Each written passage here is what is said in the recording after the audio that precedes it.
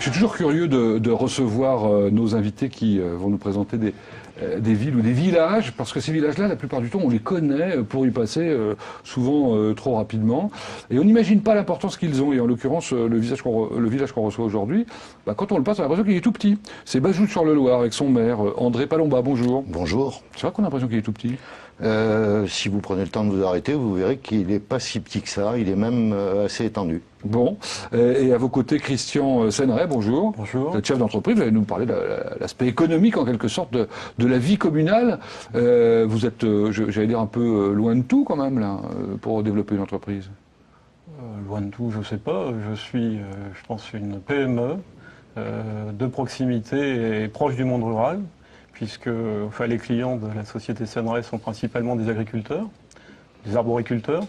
Donc du coup, vous êtes près de vos clients et c'est ça le plus important. On essaye d'être proche de nos clients et d'apporter le maximum de services à nos clients. Bien, on en parle dans un instant. C'est donc ce qu'on appelait autrefois une graineterie que vous tenez, mais ça va bien au-delà, on comprendra pourquoi, comment. Alors, André Palomba, Oui. Jeune maire, Oui.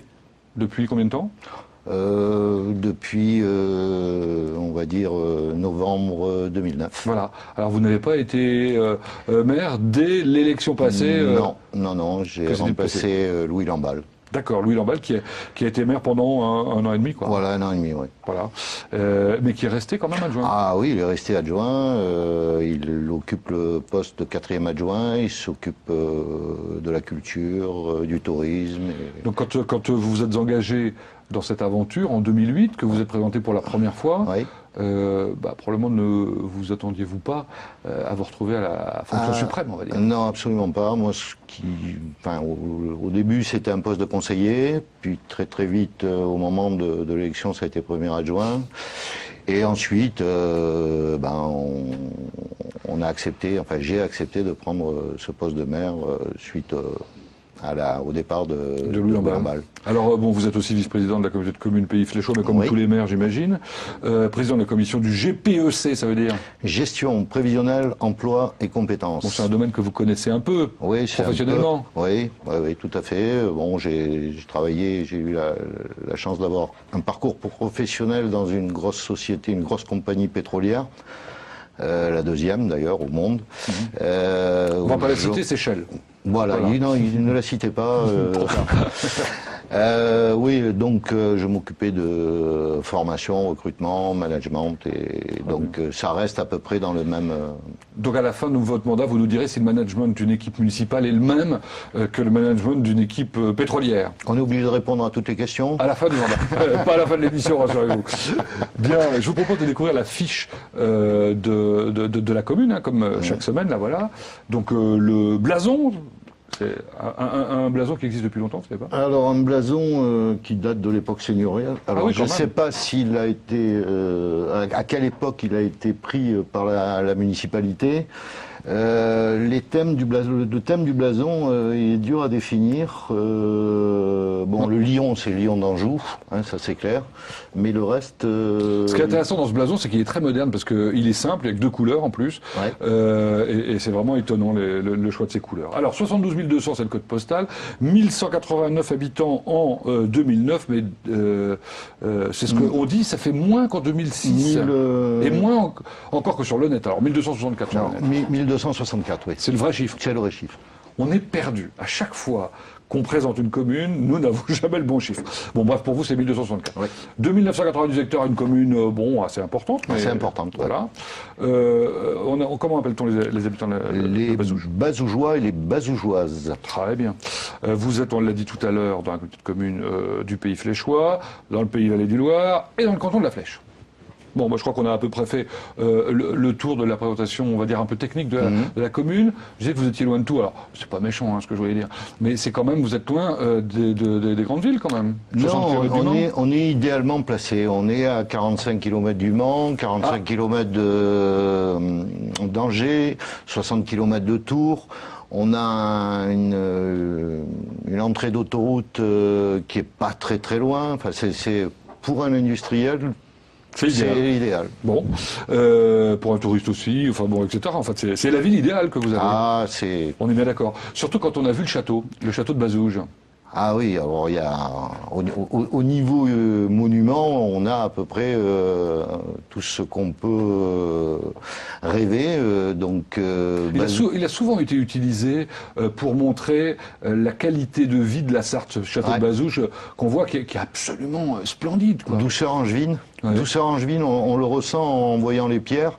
Bon, c'est un château du XIe siècle qui a été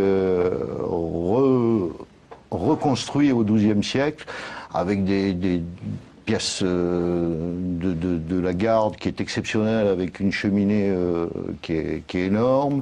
Il a été revu ensuite au XVIe siècle, vraiment quelque chose à visiter, des jardins fabuleux. Non, puis enfin, l'environnement, le bord de Loire, évidemment. Oui. Alors on le découvre, vous avez vu sur Facebook aussi, le château. Donc on peut visiter. Ah oui, alors on peut visiter pendant les périodes d'été, hein, bien évidemment.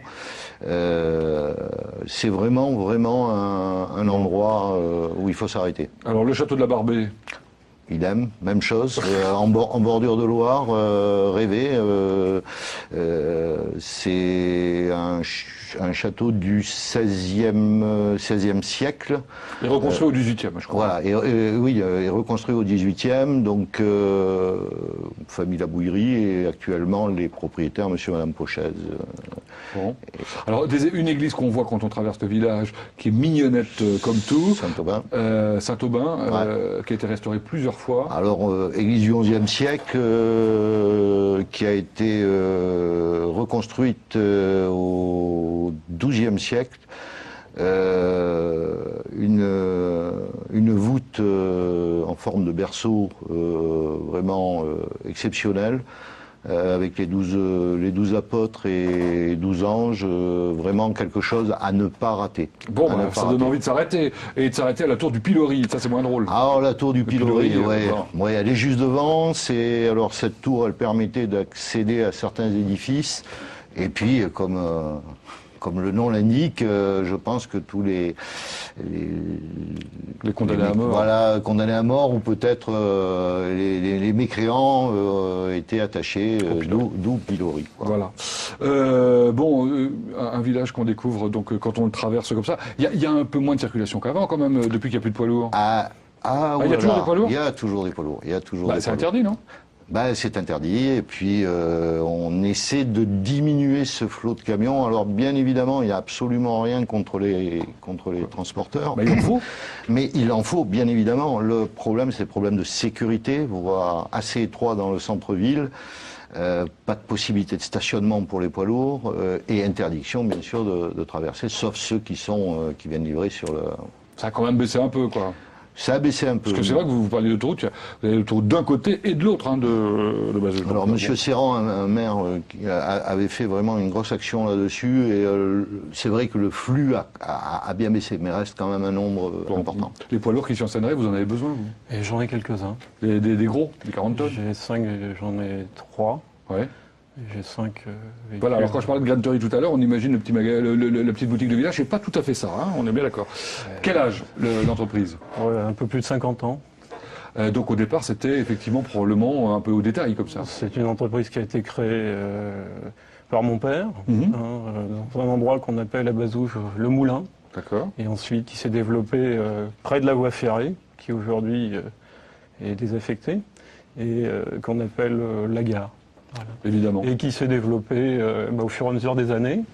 Voilà. Et voilà, et alors donc en fonction du développement de l'agriculture intensive qui avait besoin effectivement de tous ces produits-là, vous avez pu, vous aussi, développer votre entreprise. Aujourd'hui, qu'est-ce que vous vendez aux agriculteurs ? Donc le métier de la société Senneray, c'est avant tout métier de négociant.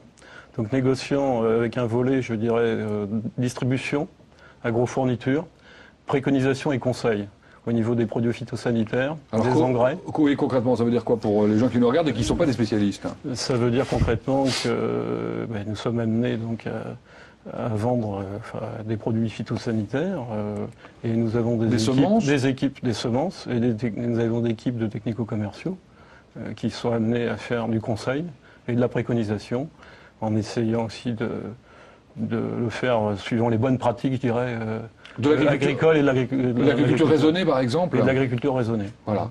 Le bio, non ? En ce qui me concerne, c'est un secteur que vous ne connaissez pas, que je ne travaille pas. D'accord, mais ça peut arriver. C'est une filière très structurée et très organisée, quoi. Très bien. Alors ça, c'est d'un côté vous vendez aux agriculteurs et Voilà. de l'autre côté, et de l'autre, ils vous vendent des choses aussi. Une partie donc collecte, enfin commerce des grains, Ouais. donc qui se traduit concrètement donc par des outils de stockage dans des silos. Donc commerce de grains, c'est quel type de grain? Alors sur notre zone, c'est principalement du maïs et du blé. D'accord.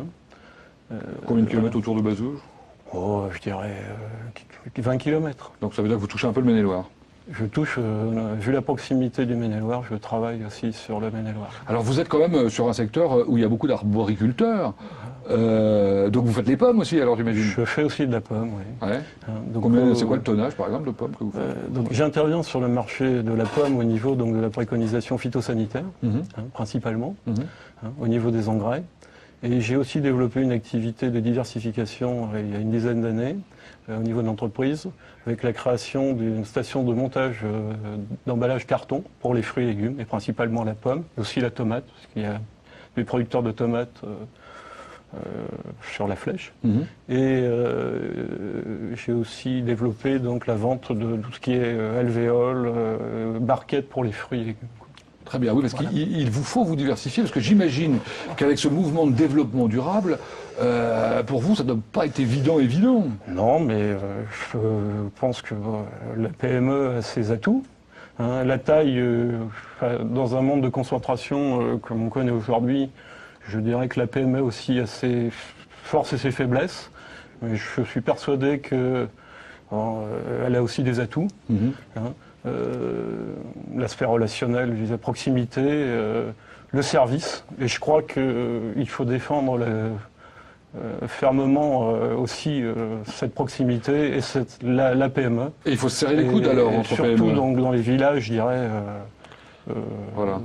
Et il faut se serrer les coudes entre PME. C'est pour ça que vous avez adhéré il y a peu au club de développement économique qui vient de nous envoyer ce matin, donc de la Flèche, qui vient de nous envoyer du Pays Fléchois, pardon. Oui, du Pays Fléchois. Bon, qui vient de nous envoyer ce matin je sais pas comment on appelle ça, ce book, où on sont recensés l'ensemble des entreprises du Pays Fléchois. Et elles sont nombreuses. Oui, elles sont nombreuses. Elles sont, pour un certain nombre d'entre elles, brillantes, on va dire. Oui. Oui, même sur Bazouges, on a la chance de pouvoir avoir des entreprises, style celle de M. Senray, ARX, qui s'occupe de robotique au niveau pharmaceutique. Faut savoir que c'est un siège européen, le siège français sur une boîte qui est... on a même des entreprises un peu particulières puisqu'on a un couple de vétérinaires qui est venu s'installer sur Bazouges avec une spécialité, c'est-à-dire qu'ils ne soignent pas tous les animaux, ils font que les équidés. D'accord. Et dans les équidés, voilà, et dans les chevaux, en plus, ils ont une spécialité de soins pour des compétiteurs, enfin des chevaux qui... Donc, à découvrir à Bazouges. Bon, ben voilà, effectivement, le développement économique, c'est quelque chose d'important. On aura peut-être l'occasion d'y revenir tout à l'heure dans cette deuxième partie pour découvrir Bazouges-sur-le-Loir. Monsieur Senray, bonne chance. Merci. Pour la suite. Et puis nous, on se retrouve dans un instant avec Bruno Charnacé.